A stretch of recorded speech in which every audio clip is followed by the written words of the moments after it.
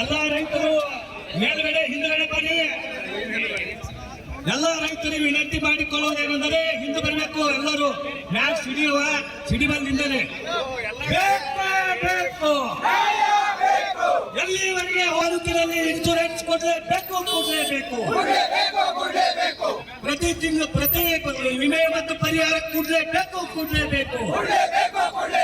ಬೇಕೇ ಇನ್ಶೂರೆನ್ಸ್ ಬರೋವರೆಗೂ ಬಿಡುವುದಿಲ್ಲ. ಆಗಲೇಬೇಕು. ವಿಮೆ ಪರಿಹಾರ ಕೊಡಲೇಬೇಕು. ಅತಿವೃಷ್ಟಿ ಅನಾವೃಷ್ಟಿಯಲ್ಲಿ ಹಾನಿಯಾದಂತ ಪರಿಹಾರ ಕೊಡಲೇಬೇಕು.